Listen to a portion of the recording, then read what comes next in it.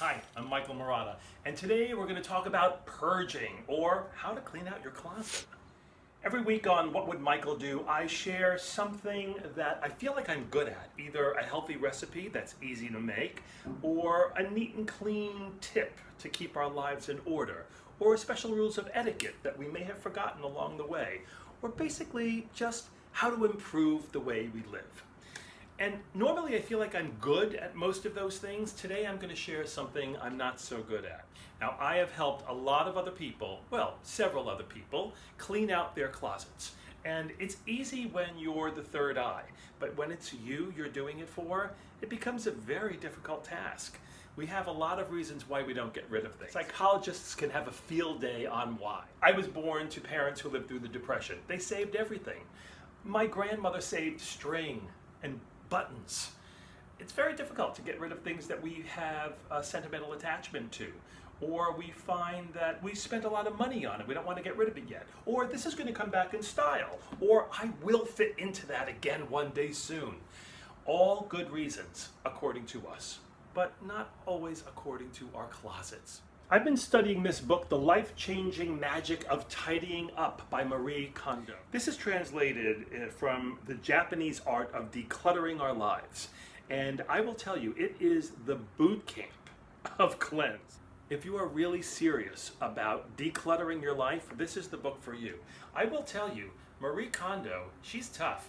Here's her first rule of thumb. Take everything that you own, every article of clothing, from the closets and from the drawers, put them on the floor, and one by one, pick them up and ask yourself, does it spark joy?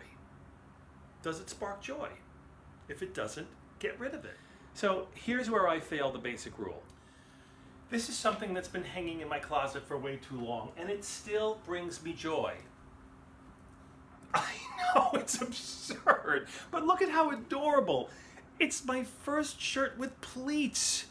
Look at the detail here. Look at that tiny little Peter Pan collar. It's so pretty, and you know what?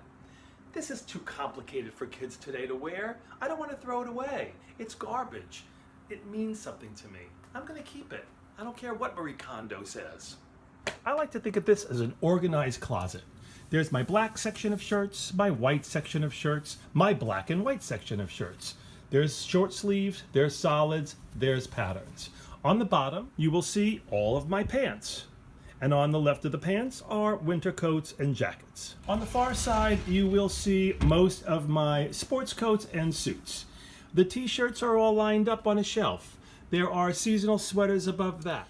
In her book, she suggests that rolling socks is a bad idea. It stretches out the elastic and we can't really see all the options. So I have that. I am facing up. They're folded properly. My underwear is all exposed on the left. Yes, I'm a little old-fashioned, so I keep some nice soaps in there to make it smell nice. Today I feel really good about getting rid of this much stuff. Towels that have had a better day, shirts and shorts that I'll never wear again, a suit that's from the 80s that it's ridiculous I'm still holding on to, shirts I still love, but here's a basic rule of thumb. When you get something new and you have a closet that's as jam-packed as mine is, get rid of something old. Make room for the new. Let there be air in your closet. Let the clothes feel like there is space around them. You don't want things so tight that when you pull them out, they're wrinkled and you can't see it all. So I may not completely follow Marie Kondo's way of life or theory on decluttering, but for now I'm going to live with that. When you get something new, get rid of something old. Make room for it. If you're unsure about what to do with all of your used clothes, there are dozens of options. If you Google what to do with unused clothes, they'll all come up. Ladies, you have so many more clothes than we do. If you have business clothes especially, Dress for Success is a great place. Well, it's for women underprivileged or homeless who are going on job interviews and don't have the proper clothing. You can help them look better. Men, Housing Works in New York is a perfect thing. There are all kinds of thrift shops. There are homeless centers.